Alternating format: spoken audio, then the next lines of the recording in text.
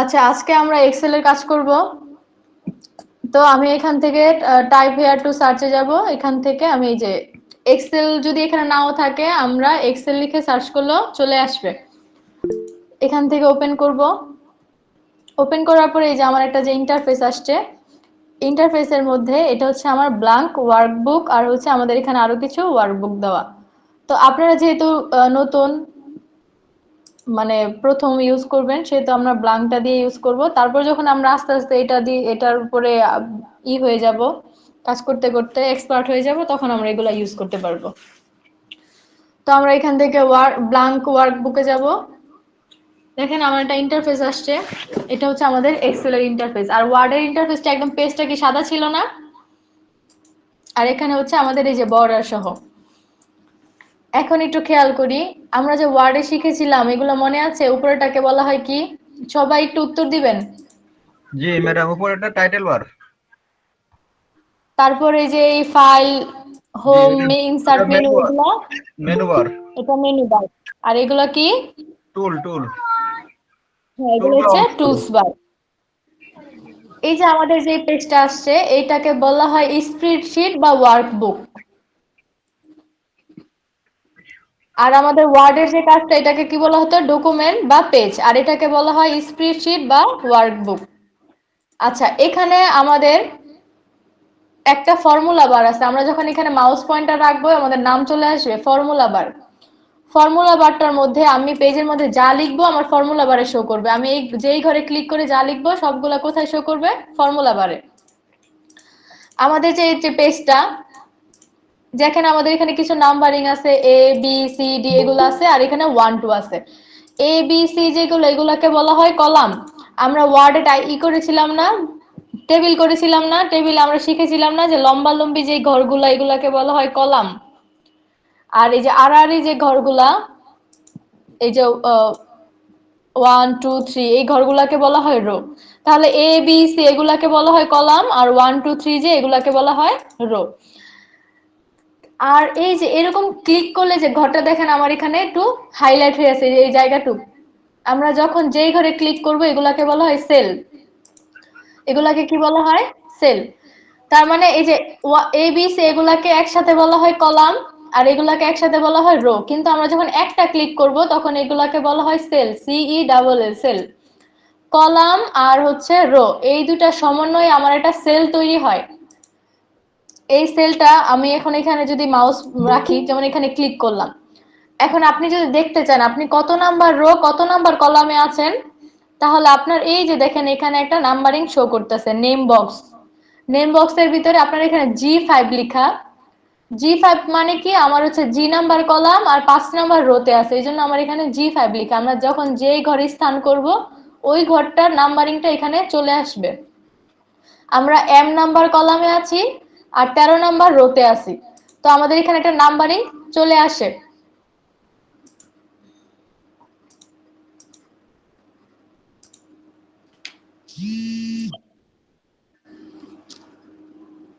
তারপর দেখেন এই যে নিচে আমাদের এখানে আছে শীট 1। শীট 1 এর পাশে আমাদের এখানে একটা প্লাস দেওয়া আছে। এই প্লাসটাতে আমরা যত ক্লিক করব তত আমাদের নাম্বারিং মানে শীটগুলো বাড়তেই থাকবে। আমরা এক একটা শীটের মধ্যে এক একটা কাজ করতে পারবো, সেটা আমরা যখন কাজ করব তখন আরো ভালো করে দেখলে বুঝতে পারবো। এই শীটগুলো যখন আমরা বাড়াবো, যদি ডিলিট করতে চাই মাউসের রাইট সাইডে ক্লিক করে এখান থেকে ডিলিট, ডিলিট দিলে আমার এগুলো ডিলিট হয়ে যাবে। তাহলে এখান থেকে আমরা শীটগুলো বাড়াই এক একটা শীটে এক এক রকম কাজ করতে পারবো। এখানে হচ্ছে আমাদের এই যে স্ট্যাটাস বার দেখতেছি, স্ট্যাটাস বারের মধ্যে এটাকে আমরা জুম করতে পারবো, ওয়ার্ডে যেমন জুম করেছিলাম, তারপর হচ্ছে জুম আউট করেছিলাম, করতে পারবো। আর এই যে নিচেরটা হচ্ছে টাস্ক বার। আচ্ছা, এখন আসি, আপনার যদি দেখতে ইচ্ছা করে যে আমার মোট আমি যে কাজটা করতেছি আমার এখানে মোট কলাম কয়টা, আমি যদি ভাবে সারাদিন যাইতে থাকি যাইতেই থাকবে, এটা শেষ হবে না। তো আমি যদি চাই দেখবো যে মোট কলাম কয়টা, আমি দেখবো মোট রো কয়টা। এটা যদি দেখতে চাই তাহলে আমরা প্রথম করে এটা ক্লিক করব। এখানে আমরা এটা ক্লিক করে কন্ট্রোল চাপবো, কিবোর্ডের কন্ট্রোল চেপে অ্যারো কি এর রাইট এরোতে, আমাদের কিবোর্ডে 4টা অ্যারো কি আছে না? সবাই কি আরো কিগুলা চিনি? জি ম্যাডাম, জি। কিবোর্ডের যে চারটা তীরের মতো চিহ্ন আছে একসাথে, উপরটাকে বলা হয় আপ এরো, নিচেরটাকে বলা হয় ডাউন এরো, বামেরটাকে বলা হয় লেফট এরো, ডানটাকে বলা হয় রাইট এরো। তো আমার কলামগুলো হচ্ছে ডান সাইডে। তো যেহেতু আমার কলামগুলো ডান সাইডে, সেহেতু আমরা কন্ট্রোল চেপে ধরে ডান অ্যারোতে ক্লিক করব, তাহলে একদম আমার লাস্ট কলামটা শো করবে। তাহলে লাস্ট কলাম কি? X F D. আপনি যখন কোথাও করতে যাবেন, ধরেন সরকারি কোনো জবের এক্সাম দিতে যাবেন কম্পিউটার উপরে বা কোনো বিষয়ের উপরে, তখন কিন্তু আপনার এই কোশ্চেন গুলো আসে যে মাইক্রোসফট এক্সেল এর মোট কলাম কয়টা। তখন আমাদের এরকম কিছু নৈবিত্তিকের মতো কোশ্চেন আসে, কোথাও এক্স এফ ডি লেখা থাকে, কোথাও এক্স ই ও লেখা থাকে। তো আমাদের এটা মনে রাখবেন, লাস্ট কলাম হচ্ছে x F D. X F D কিভাবে আসছে বলেন তো? আমি একটু দেখাই। আমাদের যখন এখান থেকে জেড এ শেষ হয়ে গেল, জেড থেকে শেষ হয়ে যাওয়ার পরে আবার কিভাবে শুরু হয়েছে? এ এ এ বি এ সি। আবার যখন এ থেকে জেড পর্যন্ত নিছে, তারপর আবার জেড এর পরে আবার শুরু করছে এ বি, এই যে B A B B C B C. তো এইভাবে করতে করতে একদম লাস্ট পর্যন্ত আমার এক্স এফ ডি পর্যন্ত গেছে। এখন যদি আমি মোট রো দেখতে চাই, তাহলে কন্ট্রোল চেপে ধরে আবার ডাউন অ্যারোতে ক্লিক করবো, তাহলে মোট রো দেখাবে। দেখেন আমার মোট রো হচ্ছে 10,48,576টা। এটা অবশ্যই যে কোনো এক্সামের মধ্যে কোশ্চেন আসে যে এক্সেল এর মোট রো কয়টা। মোট রো হচ্ছে 10,48,576টা। এখন আমি তো একদম সর্ব লাস্টে চলে গেলাম। কিভাবে গেলাম? কন্ট্রোল চেপে ধরে মাউসের ডাউন অ্যারোতে ক্লিক করে। এখন আমি যদি আবার একদম উপরে যেতে চাই, কিভাবে যাব? কন্ট্রোল চেপে ধরে একদম আপ অ্যারোতে ক্লিক করব, তাহলে একদম উপরে চলে যাব। তাহলে আমরা এই অ্যারো কিগুলা দিয়ে দিয়ে আমরা একদম এক্সেল এর প্রথমেও থাকতে পারবো, লাস্টেও যেতে পারবো, নিচেও যেতে পারবো, আবার উপরেও যেতে পারবো। এবার বলুন, এই যে এ বি সি এগুলাকে কি বলা হয়? কলাম। আর এই যে 1 2 3 এগুলা রো। রো। রো। আর এই যে এখানে ক্লিক করলে যে যেই ঘরটা আসে, এটাকে কি বলা হয়? সেল। সেল। সেল। আপনার কোশ্চেন আসতে পারে যে সেল কাকে বলে? ক্ষুদ্র ক্ষুদ্র কিছু ঘরের সমন্বয়ে যেই ঘরটা গঠিত হয় সেটাকেই সেল বলা হয়। বা আপনি যদি সূত্র আকারে লিখে দিতে চান, তাহলে কলাম ইনটু রো, কলামের সাথে গুণ রো সমান সমান সেল, এভাবে লিখে দিলেও আপনার হবে। কলাম, এই যেমন আমি এখানে যদি লিখি column into row equal cell. এটাকে আমি হোম থেকে একটু বড় করে দিব। এই যে এইভাবে যদি লিখেন তাহলে আপনাদের হবে। আচ্ছা, এখন এই যে আমি যে ক্লিক করলাম, আমরা এক একটা ঘরে ক্লিক করে কিন্তু লিখতে হবে। আমি যেই ঘরে লিখবো ওই ঘরে আমার ক্লিক করতে হবে মাউস দিয়ে। যেমন আমি এই লেখাটা আমি যদি এখানে লিখি মাইক্রোসফট এক্সেল,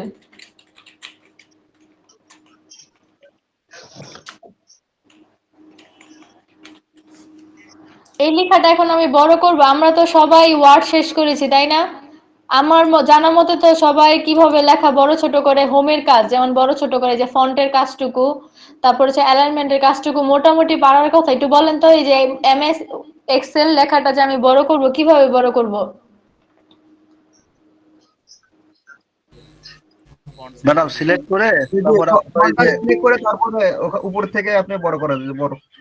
হ্যাঁ, ওই যে সিলেক্ট করার ক্যাপিটাল পরে ইয়ে এখানে আছে হচ্ছে ইনক্রিজ ফন্ট সাইজ আর একটা হচ্ছে ডিক্রিজ ছোট ফন্ট ফন্ট। সাইজ। জি ম্যাম। আর যদি আমি ফন্টের স্টাইলটা চেঞ্জ করতে চাই, তাহলে আমাদের এই যে এখান থেকে ক্লিক করে ফন্টের যে স্টাইলটা দিব ওই স্টাইলটাই হবে। জি ম্যাম। ম্যাডাম আমি যদি লেখাটাকে বোল্ড করতে, জি কলম সংখ্যা কতটা এক্সেলে? বুঝি নাই, আবার বলেন। এক্সেলে কলম সংখ্যা কতটা? কলম কলাম হচ্ছে এক্স এফ ডি। সংখ্যাটা কত? সংখ্যাটা আমি বলতে পারবো না ভাইয়া, এখানে তো আমাদের সংখ্যাটা শো করে না। এখানে এই যে লাস্ট আমার শো করতেছে এক্স এফ ডি। মনে হচ্ছে এটা দেখতে 256। হলে হয়তো গুগলে সার্চ করতে হবে। 256টা মনে হচ্ছে। জানি না, গুনতে হবে, আর নয়তো গুগলে সার্চ করতে হবে।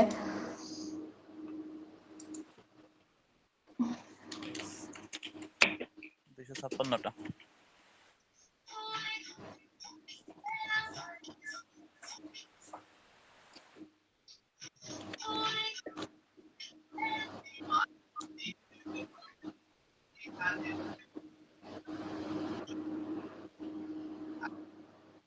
এই যে মাইক্রোসফট এক্সেলে রো আছে, রো না না, রো তো 10,48,576টা, কলাম আছে 256টি।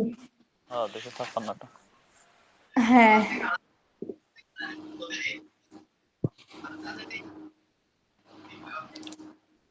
আচ্ছা একটু দেখি এই ম্যাম, লেখাটাকে যদি আমি বোল্ড করি। জি, বলতেছি যে এই যে এক্সেলে যে কলাম সংখ্যা এগুলো কি এক্স এফ ডি দিয়েই তো আসে, নাম্বার দিয়ে কি আসে? আমি নাম্বার দিয়ে পাইনি, আমি নাম্বার দিয়ে আসে হচ্ছে রো গুলা, রো কয়টা, কারণ হুম। রো এর মধ্যে কিন্তু নাম্বারিং দেওয়া থাকে, তো রো এর মধ্যে আসে। আর কলামটা এরকম মানে এক্স এফ ডি, তারপর এক্স এক্স যেগুলা এক্স এফ সি, মানে এরকম করে লেখা থাকে, তখন আপনার টিক ও, দিতে হবে এক্স এফ ডি এভাবে। ওকে ওকে, বুঝছি, থ্যাংক ইউ।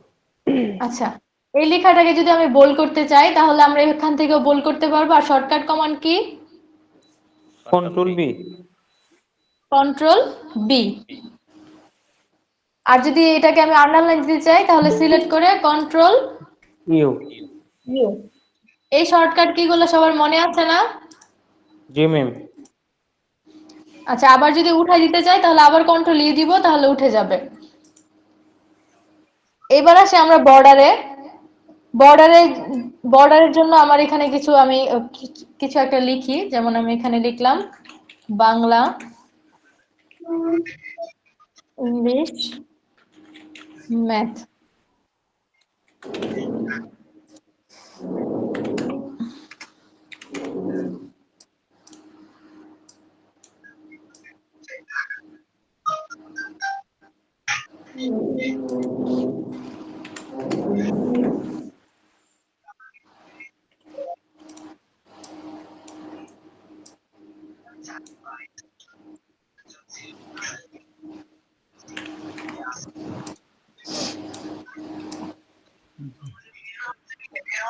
আচ্ছা দেখুন, আমি সবাই একটু মিউট হন একটা।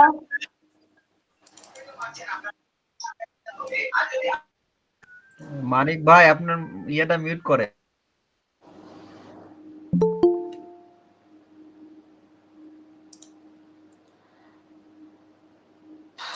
আচ্ছা দেখেন, এই যে আমি যে লেখাগুলা লিখলাম, এখন এটাকে সিলেক্ট করে আমি যদি বর্ডারে যাই, বর্ডার থেকে আমাদের এখানে কি আছে, বটম বর্ডার, আমার নিচে একটা বর্ডার আসছে। একটু খেয়াল করুন, আমি একটু জুম করি, আমাদের এখানে নিচে একটা কি আসছে, বর্ডার আসছে। তাহলে এগুলা কি? এই যে এগুলো আমাদের আসলে বর্ডার না। আমরা যেমন ওয়ার্ড একদম সাদা একটা পেজ দেখেছিলাম, আমাদের এক্সেলও কিন্তু পেজটা ঠিক এরকম সাদা সাদাই, শুধু আপনাদের এই যে রো গুলা কলাম গুলা দেওয়া হয়েছে যেন আপনারা খুব সহজেই কাজ করতে পারেন। আমরা যদি প্রিন্ট প্রিভিউতে দেখি তাহলে দেখবেন এই এরকম কোনো বর্ডারও নাই, এবিসিও নাই, ওয়ান টু নাই, এগুলো কিছুই দেখতে পাবেন না। আমরা একটু প্রিন্টে যাই, ফাইল, ফাইল থেকে প্রিন্ট, প্রিন্ট থেকে এই যে প্রিভিউ, দেখেন এখানে কোনো বর্ডার আছে? কোনো বর্ডার নেই। আমি যতটুকু লিখেছি, যা লিখেছি শুধু লেখাটুকু। তো এই জন্য আমরা যখন এক্সেলে কাজ করব, কাজ করার পরে যদি বর্ডার দিতে চাই, এই ঘরগুলোকে বক্সের ভিতরে নিতে চাই, তাহলে এগুলো কোথা থেকে নিতে হবে? বর্ডার থেকে, যে বর্ডার্স অপশন থেকে। বর্ডার অপশন অপশন থেকে আমি এখানে কি দিলাম, বটম বর্ডার দিলাম। এখন যদি আমি আবার সিলেক্ট করে টপ বর্ডার দিই তাহলে উপরে বর্ডার হবে। তার মানে আমরা যদি এখান থেকে বর্ডার গুলো দিয়ে থাকি, যেমন top border, bottom bottom border, top border, left border, right border, এখান থেকে যদি বর্ডার গুলো দিয়ে থাকি তাহলে এগুলো একটা একটা করে এক এক সাইডে হবে। কিন্তু আমি চাচ্ছি পুরাটা এক সাইডে, মানে পুরাটা একসাথে দিতে, তাহলে সিলেক্ট করব, বর্ডারে যাব, বর্ডার থেকে আউটসাইড বর্ডার দিব। যদি আউটসাইড বর্ডার দেয় শুধু আউটসাইড বর্ডার হবে, কিন্তু আমি চাচ্ছি মাঝখানের যে এগুলা, এই ঘরগুলো আমাদের বর্ডারিং হবে। তাহলে সিলেক্ট করব, বর্ডার থেকে অল বর্ডার্স দিব। অল বর্ডার্স দিলে আমার পুরো ঘরটা কি হয়ে যাবে, বর্ডার হয়ে যাবে। এখন যদি আমি প্রিন্টে যাই, এইবার দেখেন আমার ঘরগুলো একটা বর্ডারের ভিতরে চলে আসছে। তাহলে আমরা যদি কোনো লেখাকে বর্ডারের ভিতর নিতে চাই তাহলে যতটুকু লেখা ততটুকু আমরা টেনে ধরে সিলেক্ট করে বর্ডার থেকে অল বর্ডারস দিব, তাহলেই বর্ডার হয়ে যাবে। আচ্ছা, একটু আমি আপনাদের মাউস পয়েন্টারের যে এইটা চিহ্নগুলা, যেমন এগুলা একটু পরিচিতিটা বলি। যেমন এখানে আপনাদের এই যে প্লাস আসতেছে, তাই না? একটা হোয়াইট কালার প্লাস, এটাকে বলা হয় সিলেকশন টুল। এটা দিয়ে আমরা সিলেকশন করতে পারতেছি। এভাবে ক্লিক করে একটা ঘর সিলেক্ট করতে পারতেছি, আর এভাবে টেনে ধরেও কি করতে পারতেছি, সিলেক্ট করতে পারতেছি। তাহলে এটা হচ্ছে সিলেকশন টুল। আর যখন আমরা এক একটা ঘরের ভিতরে রাখবো তখন আমাদের আরো এরকম চিহ্ন আসবে। আমরা যখন কাজের ক্ষেত্রে আস্তে আস্তে পরিচিতিগুলো দেখবো। কিন্তু এই যে সাদা কালার যে এটা আসে মাউস পয়েন্টারটা, এটাকে বলা হয় সিলেকশন টুল। এখন আমি যদি বর্ডার আবার না চাই, বর্ডার থেকে এখান থেকে আমি কি দিব, নো বর্ডার দিব। থিক বক্সের কাজ আমাদের আছে আলাদা করে। আমরা যখন থিক বক্সটা করব, থিক বক্সের কাজটা হচ্ছে কি আপনার গাঢ় হয়ে বর্ডারটা আসা। যেমন বর্ডার থেকে আমি যদি থিক বক্স দেই তাহলে বর্ডারটা অনেক গাঢ় হয়ে যাবে। আর যদি না চাই এখান থেকে নো বর্ডার। এই বাংলা, ইংলিশ, ম্যাথ এই লেখাগুলাকে আমি একটা কালারিং দিতে চাচ্ছি। তাহলে সিলেক্ট করব এই তিনটা ঘর। আমি যখন তিনটা ঘর সিলেক্ট করলাম, দেখেন আমি যখন তিনটা ঘর সিলেক্ট করলাম আমার এই ঘরটা কিন্তু বোল্ড হয়নি, কিন্তু এটা আমার সিলেকশন হয়ে গেছে। আমাদের এক্সেল এর নিয়ম হচ্ছে আমরা যখন সিলেকশন করব তখন প্রথম ঘরটা যে সিলেকশন হয় এটা শো করে না, আমাদের নিচের ঘর থেকে শো করে। কিন্তু আমাদের এখানে কিন্তু লাইনের মতো দেখাই দিচ্ছে যে কতটুকু আমি সিলেক্ট করেছি। তো আমি এই তিনটা ঘর সিলেক্ট করব। সিলেক্ট করে এখান থেকে আমি ফিল কালার যাব। ফিল কালার দিয়ে থেকে যেই কালার দিব আমার এটা কি হবে, ওই কালারই হয়ে যাবে। এতটুকু আমি এই কালার দিতে যাচ্ছি আর বাকিটুকু আমি আরেকটা কালার দিতে যাচ্ছি। তাহলে আরেকটুকু সিলেক্ট করব। সিলেক্ট করে আমি এখান থেকে আরেকটা কালার দিয়ে দিব। আমি বর্ডার মুছে ফেলছি যার কারণে আমার কিন্তু মাঝখানে কোনো বর্ডার দেখাচ্ছে না। তো আমি এটাকে সিলেক্ট করব, সিলেক্ট করে অল বর্ডার একটু দিয়ে দিব যেন আপনাদের বুঝতে সুবিধা হয়। এখানে আছে আমাদের ফন্ট কালার। যেমন এই লেখাগুলোকে আমি হোয়াইট কালার দিব, তাহলে সিলেক্ট করে ফন্ট কালার থেকে হোয়াইট কালার দিয়ে দিব। তাহলে এখানে হোয়াইট কালার চলে আসবে। এই যে আমি যে কালার দিলাম, কালারগুলোকে মোছার জন্য আমাদের কোথায় যেতে হবে, নো ফিলে যেতে হবে। সিলেক্ট করে লেখাগুলোকে আবার আগের মতো করতে হলে ফন্ট কালার থেকে আবার অটোমেটিক দিলে কি হয়ে যাবে, আগের মতো হয়ে যাবে। এই কাজগুলো আপনাদের আগে দেখানো হয়েছে, এই জন্য আমি এত ডিপলি দেখাচ্ছি না। আপনারা পারবেন না এই কাজগুলা? জি ম্যাম। ম্যাডাম, জি জি জি। একটা কথা বলবো ম্যাডাম। জি জি বলুন। এই যে বাংলা, ইংলিশ, ম্যাথ এখানে যে মানে 50, 80, 70, 62 এগুলো লিখছেন, আমার 74, 90, 50 লাইনটা আমার ফার্স্টে নেওয়ার দরকার বলে আমি নিই নাই। এখন আমি কি এটা সিলেক্ট করে ফার্স্টে নিয়ে যেতে পারবো, নাকি আমার থেকে কাট দিয়ে ডিলিট করে নিতে হবে? দিয়ে ডিলিট করে নিতে হবে। আর এমনিতে কিভাবে আমরা যদি বাড়াতে চাই কমাতে চাই কিভাবে, এগুলো আমরা পরে দেখব। এখন দেখালে আপনার মাথায় ঢুকবে না। ম্যাডাম, আমার একটা প্রশ্ন ছিল। জি বলুন। আমার প্রশ্নটা হচ্ছে, ধরেন বাংলা, ইংলিশ, ম্যাথ লিখছেন, এখানে 50, 80, 70 লিখছেন। আমি হ্যাঁ চাচ্ছি 50 এক কালার হবে, 80 এক কালার হবে, 70 এক কালার হবে।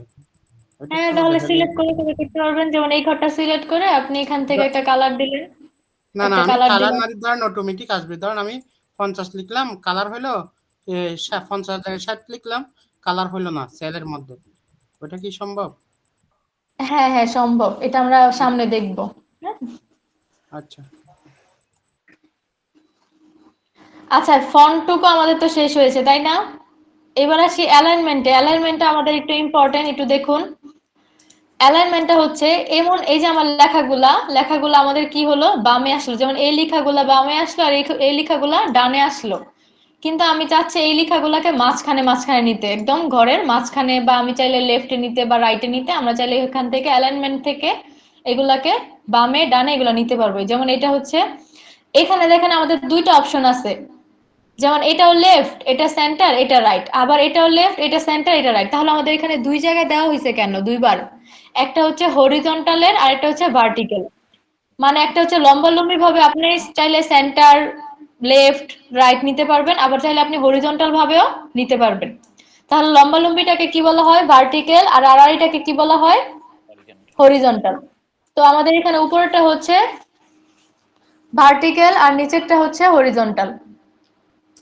তো তো এভাবে আমি যদি লেখাগুলোকে সিলেক্ট করে আমি এখান থেকে যদি মাঝখানে নিতে চাই তাহলে মিডল অ্যালাইন দিলে আমার মাঝখানে যাবে। দেখেন মাঝখানে কিন্তু যায় নাই। আমার মাঝখানে নেওয়ার জন্য কি করতে হবে, দুইটা থেকেই হরিজন্টাল থেকেও সেন্টার দিতে হবে, ভার্টিক্যাল থেকেও সেন্টার দিতে হবে।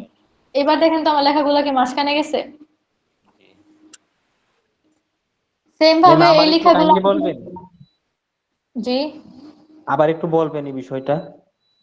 আচ্ছা, আমরা লেখাগুলাকে যেমন আমি নিচেরটা দিয়ে দেখাচ্ছি, এই লেখাগুলো আমাদের কোথায় আছে, ডান সাইডে আছে, আমি চাচ্ছি বাম সাইডে নিতে। তাহলে সিলেক্ট করলাম ঘরগুলাকে, সবগুলা কিন্তু আমি সিলেক্ট করছি।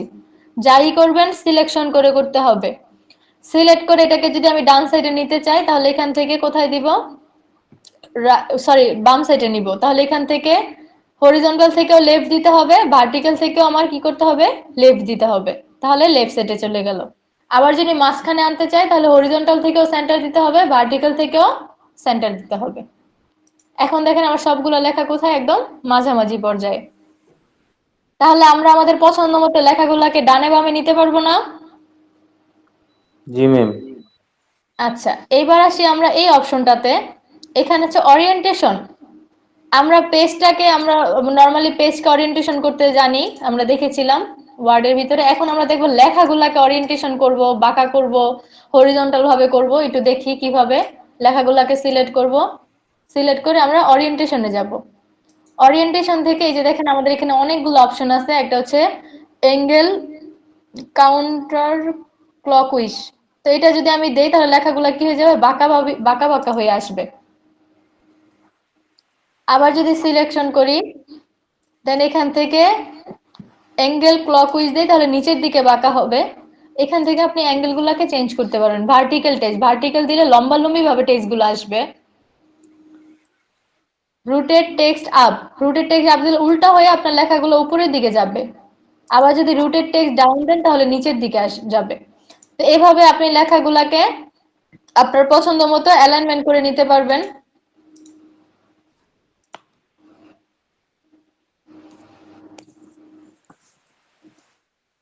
বুঝতে পেরেছেন? তারপরে আমাদের এখানে অপশন আছে ইনক্রিজ ইনডেট আর হচ্ছে ডিক্রিজ ইনডেট। তো আমি আগে ইনক্রিজটা দেখাবো, তারপর ডিক্রিজটা দেখাবো। যেমন আমি এই লেখাগুলোকে আমি সিলেকশন করলাম, সিলেকশন করে আমি যদি ইনক্রিজ দেই দেখেন আমার লেখাগুলো ডাউন দিকে চলে যাচ্ছে, দেখতে পাচ্ছেন? আবার যদি ডিক্রিজ দেই তাহলে আবার বাম দিকে যাচ্ছে। তো এইভাবে আমরা লেখাগুলোকে এখান থেকে তো লেফট রাইট সেন্টার করতে পারবোই, আমরা আবার এখান থেকে ইনক্রিজ ডিক্রিজ দিয়ে লেখাগুলোকে ডানে বামে মুভ করতে পারবো। তারপর আমাদের এখানে আরেকটা অপশন আছে left to right text direction. এই লেখাগুলোকে একটু সিলেক্ট করি, সিলেক্ট করে আমি এখানে দেখি পরিবর্তন আসে কিনা।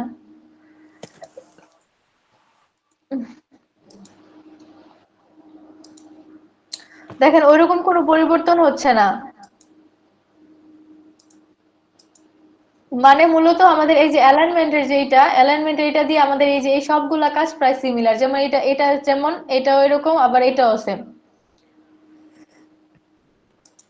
এবার আসি র্যাপ টেক্সটের বিষয়টা হচ্ছে যেমন আমি যে মাইক্রোসফট, আল্লাহ আমি ডাটা দিয়ে ক্লাস করাইতেছি, একটা মিনিট।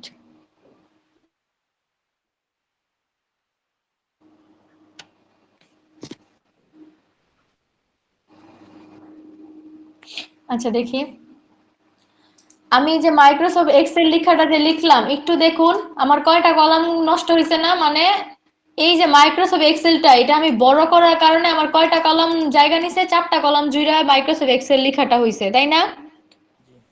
কিন্তু আমি চাচ্ছি এই লেখাটা একটা সেলের মধ্যে হবে। যেমন এই যে যেমন এগুলাকে কি বলা হয়, এক একটা সেল বলা হয়। তো আমি চাচ্ছি এই পুরো লেখাটা একটা সেলের মধ্যে হবে। তাহলে আমরা প্রথম যেই ঘরটা থেকে লেখা শুরু করেছি ওখানে মাউস পয়েন্টার রেখে আমরা র‍্যাপ টেক্সটে ক্লিক করব। র‍্যাপ টেক্সটে ক্লিক করলে কি হয়ে যাবে, আপনার যত বড় লেখাই হোক লেখাটা কি হয়ে যাবে, একটা ঘরের মধ্যে হয়ে যাবে। ম্যাম আবার একটু কাইন্ডলি বলা যাবে বিষয়টা? হ্যাঁ অবশ্যই। আমি লেখাটা একটু বেশি বড় করে ফেলছি যার কারণে অনেক বেশি লম্বা হয়ে যাচ্ছে, একটু ছোট করে বুঝাই। দেখেন এই যে আমি যে মাইক্রোসফট এক্সেল লেখাটা লিখছি এটা আমার দুইটা ঘর জুড়া হয়েছে, কিন্তু আমি চাচ্ছি একই সেলের মধ্যে যেন লেখাটা চলে আসে, আরেকটা সেলে যেন না যায়, মানে আরেকটা কলাম বা আরেকটা রোতে যেন না যায়। আমি চাচ্ছি একটা ঘরের মধ্যেই লেখাটা আনতে। তাহলে এখানে মাউস পয়েন্টার রেখে আমরা র‍্যাপ টেক্সটে ক্লিক করব, তাহলে লেখাটা ভেঙে নিচে চলে যাবে। জি ম্যাম, বুঝতে পারছি। আচ্ছা, এখন আমি চাচ্ছি ঘরটাকে একটু বড় করে দিতে, যেন লেখাটা মানে এই যে টি লেখাটা উপরে চলে আসে আর শুধু এক্সেল লেখাটা নিচে থাকে। তো এটা করার জন্য আমার কি করতে হবে, ঘরগুলাকে বড় ছোট করার জন্য আমরা যদি এভাবে সারাদিনও টানি আমার ঘর কোনো সময়ই বড় ছোট হবে না। আমরা যদি ঘরগুলাকে বড় ছোট করতে চাই তাহলে এই যে উপর থেকে যেমন এ আর বি, আবার বি সি, মানে এই এই লেখাগুলোর মাঝখানে মাঝখানে যে লাইনগুলা, লাইনের মধ্যে রাখলে দেখেন একটা প্লাস আসতেছে, দেখছেন? হ্যাঁ মাউস ম্যাম। পয়েন্টার আমি বলেছিলাম এক এক জায়গায় রাখলে এক এক রকম আসে, যেমন এখানে হচ্ছে হোয়াইট কালার প্লাস, এটা দিয়ে আমরা সিলেকশন করতে পারবো। আর এই দুই ঘরের মাঝখানে আমরা মাউস পয়েন্টার রাখার পরে একটা ব্ল্যাক কালার প্লাস আসছে, এই প্লাসটা ওই দিক। ধরে আমি যত টানবো তত আমার কলামটা বড় হবে, আবার জি যত ম্যাম। ছোট করবো তত কলামটা ছোট ছোট হবে। হবে। তো এইভাবে আমরা একটা ঘরকে বড় ছোট করতে পারবো। তারপর একসাথে আমরা একই মাপে কিভাবে সবগুলা ঘর বড় ছোট করবো সেটা আমরা দেখবো পরে। জি ম্যাডাম, আপনার সাউন্ডের কি কমান দেওয়া যায় না? আমার কি মানে আমার ভয়েস কি অনেক বেশি, মানে অনেক জোরে শোনা যাচ্ছে? জি জি জি। আচ্ছা ঠিক আছে। তাহলে র‍্যাপ টেক্সটের কাজ কি? আমাদের একই সেলের মধ্যে সবগুলা লেখা আনা। আমাদের কোনো লেখা যদি অন্য ঘরে চলে যায় তাহলে সেটা আমরা কি করতে পারবো, র‍্যাপ টেক্সটের মাধ্যমে একই সেলের মধ্যে এটাকে আনতে পারবো। এবার আসি মার্জিন সেন্টারের কাজে। মার্জিন সেন্টার মানে হচ্ছে আপনাদের কয়েকটা ঘর সমন্বয়ে একটা ঘর তৈরি হবে। যেমন আমি এখানে লিখলাম, কি লিখবো,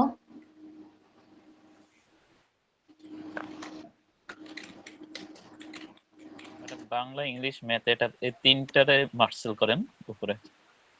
তিনটারে করলে একটা হয়ে যাবে, শুধু একটা ওয়ার্ড উপরের থাকবে। ইয়েটাকে, রোটাকে উম, তিনটা সেলেক্ট আচ্ছা করে। একটু দেখেন, এখানে যে দুইটা ঘর হয়ে গেছে, দুইটা, এখানে কিন্তু দুইটা সেল, তো দুইটা সেলকে আমি একটা সেলে কনভার্ট করতে যাচ্ছি।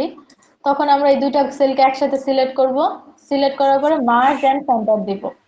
মার্জ মানে দুইটা একসাথে হয়ে মানে অ্যাডজাস্ট হয়ে একটা ঘর হয়ে যাবে, আর সেন্টার মানে হচ্ছে লেখাটা আমাদের মাঝখানে অটোমেটিকলি চলে যাবে। তো আমি মার্জিন সেন্টারে ক্লিক করব। এই যে দেখেন এখন আমাদের মাঝখানে কিন্তু কোনো লাইন নাই, কিন্তু আগে কি ছিল, আমাদের মাঝখানে একটা লাইন ছিল। কলমের দাগ ছিল। এখন আমি যদি মার্জিন সেন্টারে ক্লিক করি তাহলে আমার দুইটা ঘর একসাথে হয়ে যাবে, এখন দুইটা ঘর আমার একসাথে সিলেক্ট হবে।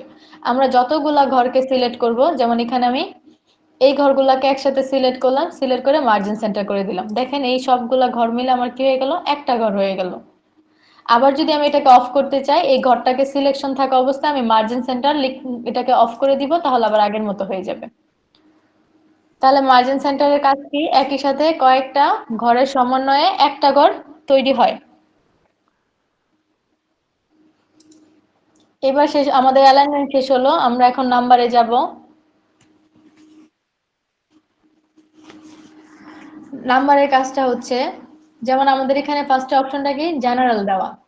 জেনারেল আমরা যখন ড্রপ ডাউনে ক্লিক করব, ক্লিক করলে আমাদের এখানে আরো অনেকগুলো অপশন আসে, এক একটার এক এক কাজ। জেনারেল মানে কি, জেনারেল মানে হচ্ছে আপনাদের কোনো স্পেসিফিক কোনো ফরম্যাট থাকবে না। বাকিগুলোতে দেখেন number, currency, accounting, short date, long date, time, percentage, fraction, scientific text, এরকম বিভিন্ন রকম নাম আছে, কিন্তু আমাদের প্রথমটা কি, জেনারেল।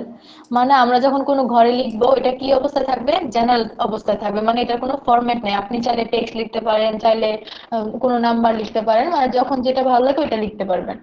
কিন্তু আপনাদের অন্যান্য যে অপশন গুলা, এগুলোর মধ্যে কিন্তু আপনি আপনার জেনারেল মানে স্পেসিফিক একটা ফন্ট মানে ফরম্যাট ইউজ হবে।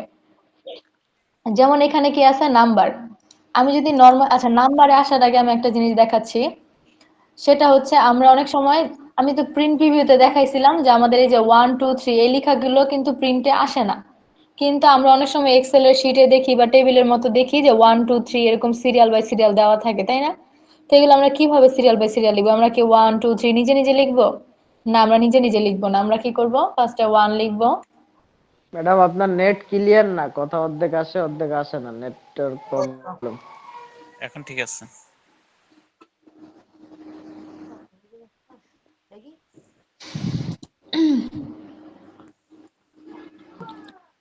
আচ্ছা দেখুন, আমরা যদি ওয়ান লিখি, ওয়ান লেখার পরে যদি আমি এভাবে সবগুলা টান দেই, দেখেন আমার সবগুলো ওয়ানই আসতেছে। কিন্তু আমি চাচ্ছি যেন সিরিয়াল বাই সিরিয়াল আসে। আচ্ছা আমি কিভাবে টান দিলাম সেটা একটু দেখাই। আমি নর্মালি ওয়ান সিঙ্গেল লিখছি, সিঙ্গেল ওয়ান লেখার পরে এই যে ঘরটা যে সেলটা, এই সেলের চারপাশে আমাদের কর্নারে একটা বিন্দু আছে, বিন্দুটা কি সবাই দেখতে পাচ্ছি? এই যে বিন্দুটা, এই হুম বিন্দুটার জি মধ্যে যখন জি আমি ম্যাম মাউস দেখতে পাচ্ছি। পয়েন্টার রাখবো, বিন্দুটার মধ্যে যখন মাউস পয়েন্টার রাখবো তখন মাউস পয়েন্টারটা প্লাস এটা পড়ছে, তাই না? এই প্লাসটাতে জি ধরে আমি যদি টান দেই, যতখানি টান দিব ততখানি আমার নাম্বারিংটা চলে আসবে। আসবে। কিন্তু সবগুলো আমার কি হলো, এক এক হয়ে আসলো। কিন্তু আমি চাচ্ছি যে এগুলা এক এক না, এগুলা 1 2 3 মানে সিরিয়াল বাই সিরিয়াল, মানে সিরিয়াল মেনটেন হয়ে আসবে। এটা প্রথমে আমি ওয়ান যদি টু চাই, লিখি। তাহলে এই যে দেখেন আমি যখন টান দিলাম, টান দেওয়ার নিচে আমার একটা অপশন আসছে, auto feel option. Auto feel অপশনে ক্লিক করব। অটোফিল অপশনে ক্লিক করব। অটোফিল অপশনে ক্লিক করার পরে ফিল সিরিজে ক্লিক করব। ফিল সিরিজে ক্লিক করার পর দেখেন আমার এগুলো নাম্বারিং গুলো অটোমেটিকলি সবগুলা কি হলো, সিরিয়াল বাই সিরিয়াল চলে আসলো। তাহলে আমরা পারবো না এইভাবে? জি আচ্ছা যেমন এটা আমরা ওয়ান টু প্রথম, দিলে হবে। জি ওয়ান টু লিখি, নিচে প্লাস চিহ্ন ধরে টান হ্যাঁ দিলে। হ্যাঁ দেখাচ্ছি। আমরা তাহলে কি করবো, এভাবে ওয়ান লেখার পরে যতটুকু দরকার অতটুকু টান দিব। টান দেওয়ার পরে যে নিচে যে অপশনটা আসে auto feel option, auto feel option থেকে আমরা ফিল সিরিজে ক্লিক করব, তাহলে সিরিয়াল বাই সিরিয়াল চলে আসবে। আরেকটা পদ্ধতি হচ্ছে, এগুলাকে আমি মুছি একটু। আরেকটা পদ্ধতি, আমরা ওয়ান লিখবো, এন্টার দিয়ে টু লিখবো। হ্যাঁ এখন এই দুইটাকে দুইটা সিলেক্ট ঘরকে করি। আমরা একসাথে সিলেকশন করব। সিলেকশন করে এই যে এই প্লাসটা দিয়ে যদি টান দেই, পরবর্তী নাম্বারিং গুলো একা একাই অটোমেটিকলি আসতে থাকবে। জি এটা শুধু ওয়ান টুর ক্ষেত্রে না, যেমন আপনি যদি এখানে 10 লিখেন, পরের ঘরে যদি 20 লিখেন, আপনি যাচ্ছেন 10 10 গ্যাপ হয়ে হয়ে আসবে, যেমন 10 20 30 40 যেভাবে আসবে। তাহলে ফার্স্টে 10 লিখবেন, তারপর 20 লিখবেন, তারপর এই দুইটা ঘরকে একসাথে সিলেক্ট করে টান দিবেন, পরবর্তী নাম্বারিং গুলো দেখবেন আপনার 10 10 বাদ দিয়ে দিয়ে আসতেছে। জি আপনি যত মানে যতটুকু ফার্স্টেটা থেকে দ্বিতীয়টা পার্থক্য রাখবেন, পরের গুলো ততটুকু পার্থক্য হয়ে আসবে। যেমন আমি যদি এখানে লিখি 105,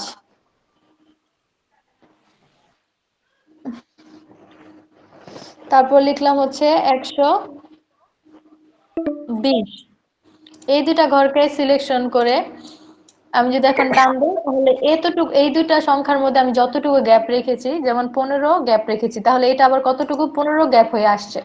তো এইভাবে আপনি দুইটা ঘর মধ্যে যত গ্যাপ রাখবেন আপনার তত গ্যাপ হবে। আচ্ছা এটা শুধু নাম্বারিং এর ক্ষেত্রে না, আমরা চাইলে কোনো লিখতে পারবো, যেমন মাসের নাম। আমি যদি এখানে জানুয়ারি লিখি, জানুয়ারি লিখে যদি এভাবে টান দেই, তাহলে বাকি মাসের নামগুলো অটোমেটিকলি আসবে। আমি যদি আবার সপ্তাহের নামগুলো টান দেই, যেমন সানডে, এখানে সিরিয়াল আসবে। যতক্ষণ টান দিব আবার সবগুলো আমার সিরিয়াল বাই সিরিয়াল আসতে থাকবে। এখানে দেখেন আমার পুরোটা একসাথে আসে, জানুয়ারি ফেব্রুয়ারি মার্চ এপ্রিল। কিন্তু আমি যদি শুধু জানুয়ারি লিখি, জান লিখি, লেখার পর টান দিলে পরের গুলো সংক্ষিপ্ত হয়ে আসবে। সেম ভাবে আমি যদি এখানে শুধু সান লিখি, সান লেখার পর আবার যদি টান দিই, এগুলো আমাদের সংক্ষিপ্ত হয়ে আসবে। তো আমরা যেভাবে চাচ্ছি ওইভাবে আমরা ফরম্যাটটাকে নিজেদের মতো পছন্দ মতো আমরা ইউজ করতে পারবো। কিন্তু আপু আমরা যদি প্রত্যেকটা সেলেই জানুয়ারি চাই তাহলে সেক্ষেত্রে কি করব? সেই ক্ষেত্রে আপনার লিখে নিতে হবে, কারণ এটা হচ্ছে এক্সেল এর মধ্যে অটো ফরম্যাট করে। আপনি কোনো মাসের নাম, কোনো সপ্তাহের নাম যদি লিখেন, তাহলে এগুলো অটোমেটিকলি আপনার মানে সিরিয়ালে চলে আসবে। আচ্ছা তার মানে প্রত্যেকটা সেলে যদি জানুয়ারি জানুয়ারি এরকম চাই অথবা ফেব্রুয়ারি ফেব্রুয়ারি চাই ওইগুলো লিখে নিতে হবে? না না দেখেন, যেমন আপনি এখানে জানুয়ারি লিখলেন, জানুয়ারি লেখার পরে যখন আপনি টান দিবেন তখন এখানে কি হয়ে যাচ্ছে, ফেব্রুয়ারি হয়ে যাচ্ছে, তাই না?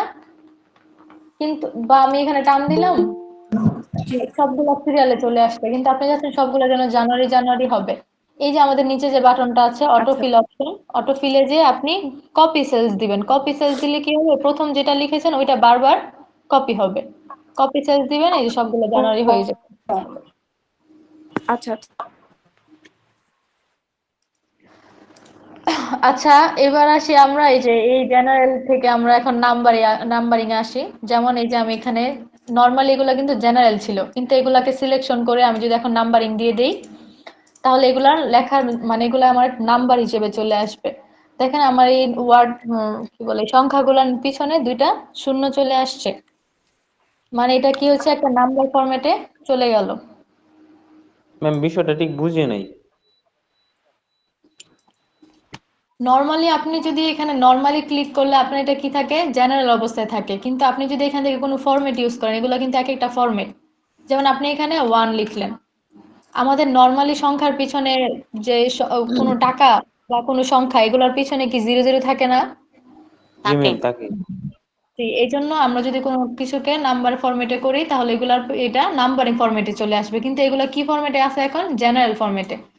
জেনারেল দিলে আপনি নরমালি কিন্তু এগুলা যে কোনো ওয়ার্ড হিসেবে কাউন্ট করতে পারতেছেন, কিন্তু আপনি যদি চান টাকার অ্যামাউন্ট হবে বা আপনি অন্য কোনো অ্যামাউন্ট, দাম, প্রাইস এগুলো যদি করতে চান তাহলে সিলেক্ট করে এখান থেকে নাম্বার দিবেন, তাহলে নাম্বার হিসেবে কাউন্ট হবে। বুঝতে পেরেছেন? জি ম্যাম। আচ্ছা, তারপর এখানে অপশন আছে কারেন্সি। কারেন্সিটা কি? যে ডলারের, আমরা ডলারের চিহ্ন দেখি না, যেমন এই ঘরগুলাকে সিলেকশন করে আমরা যদি এখান থেকে কারেন্সি দেই তাহলে এটা ডলার হিসেবে চলে আসবে। আমরা এই কারেন্সি গুলাকে চেঞ্জ করে আমরা অন্য এটাও দিতে পারবো, সেটা আমি একটু পরে দেখাচ্ছি। আমরা আগে এই টপিকটা শেষ করি, এটা আগে শেষ করি। তারপর আবার কারেন্সি থেকে আমাদের এখানে অ্যাকাউন্টিং আছে। দেখেন কারেন্সি আর অ্যাকাউন্টের মধ্যে এটাও ডলারের চিহ্ন, এটাও ডলারের চিহ্ন, কিন্তু কারেন্সিটা হচ্ছে ডলারের চিহ্নগুলো একদম সাথে, যদি আমরা অ্যাকাউন্টিং এ দিই তাহলে ডলারের চিহ্নগুলা সাইডে সাইডে হবে, এতটুকুই পার্থক্য। তারপর এখানে আছে শর্ট ডেট। শর্ট ডেট বলতে হচ্ছে আপনি যদি এখানে কোন একটা কিছু লিখেন, আমি এখানে 10-এ লিখলাম শর্ট ডেট, একটা ডেট চলে আসলো, তাই না? কিন্তু আপনি জি ম্যাম। চাচ্ছেন আপনার আজকে এখন যে ডেটটা, ওই ডেটটা আসবে, তাহলে কি করতে হবে? Control shift clone. ওইটা তো টাইমের ক্ষেত্রে।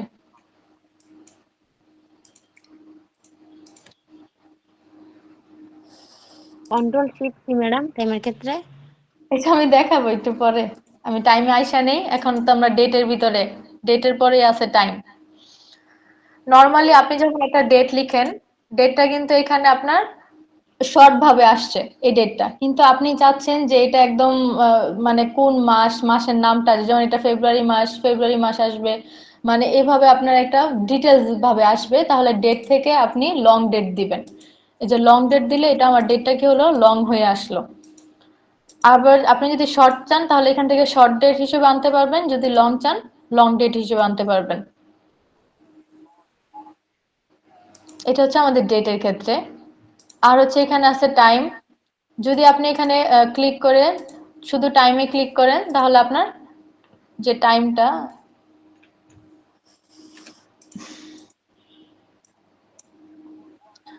টাইমে যখন আমি এখানে ক্লিক করলাম আমার কিন্তু 12টা, মানে একটা এখানে যে টাইমটা সেট করা, এখানে 12টা টাইম দেওয়া, তার মানে এই টাইমটা চলে আসছে।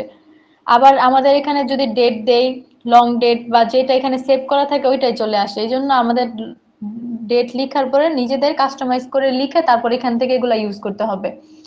আর টাইমটা যখন আপনি এখান থেকে ইউজ করবেন তখন আপনার এখানে যে এক্সাক্ট যে টাইমটা, এই টাইমটা আসবে, কিন্তু আমি চাচ্ছি এখন যতটা বাজে ঠিক ওই টাইমটায় আনতে। তখন আমরা কি করব, কন্ট্রোল শিফট, কিবোর্ড থেকে কন্ট্রোল শিফট আর সেমিক্লোন, সেমিক্লোনে যখন ক্লিক করব তখন আমার এক্সাক্ট টাইমটা চলে আসবে অটোমেটিকলি। আমরা যদি এখন টান দেই তাহলে এই যে আমার 1 ঘন্টা পর পর পর পর বাকি এগুলা নাম্বারিং গুলো আসতেছে, মানে টাইমটা আসতেছে, দেখতে পাচ্ছেন? তাহলে টাইমটা আনবো কিভাবে? Control shift clone. কিবোর্ডের ক্লোন কোনটা আপনারা কি বুঝতে পেরেছেন? জি ম্যাম, 2টা ডট ডট যেটা এটা। হ্যাঁ,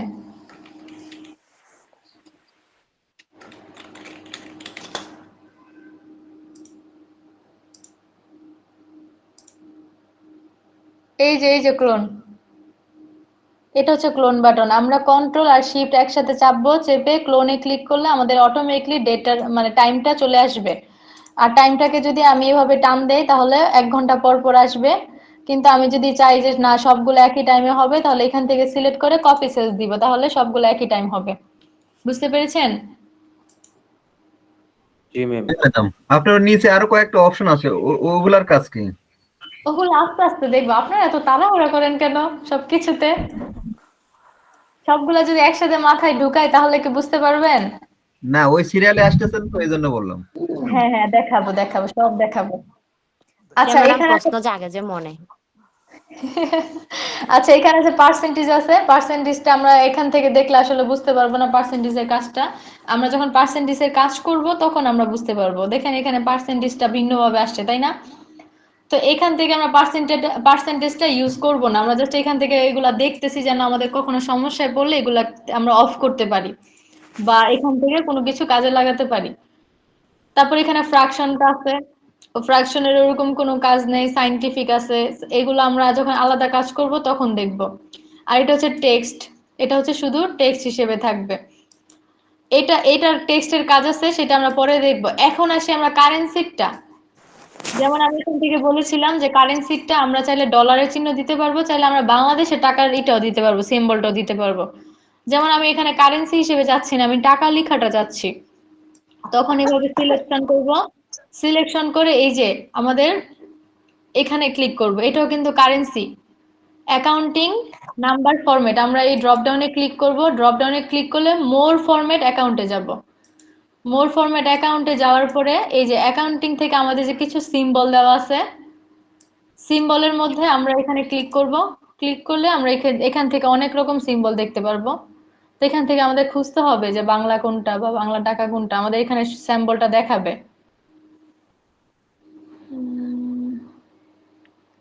এই যে আমাদের টাকা, এই যে বাংলা প্লাস বাংলাদেশ লিখে, এটাকে আমরা ক্লিক করে ওকে দিয়ে দিব, তাহলে এগুলো টাকা হিসেবে চলে আসবে। বুঝতে পেরেছেন? জি আর ম্যাম যদি এগুলো না চাই তাহলে সিলেক্ট করে এখান থেকে জেনারেল দিয়ে দিব, জেনারেল দিলে আবার আগের মতো হয়ে যাবে। তারপর এখানে আছে পার্সেন্টেজ, ওই একই পার্সেন্টেজটা শুধু ওখান থেকে আমরা যে পার্সেন্টেজ দিয়েছিলাম, এখান থেকে যখন আমরা পার্সেন্টেজটা ইউজ করেছি তখন পার্সেন্টেজের পিছনে এখানে দুইটা শূন্য চলে আসছে। কিন্তু আমরা যখন এখান থেকে পার্সেন্টেজটা ইউজ করব তখন আমাদের এখানে কোনো শূন্য আসেনি, এতটুকুই পার্থক্য।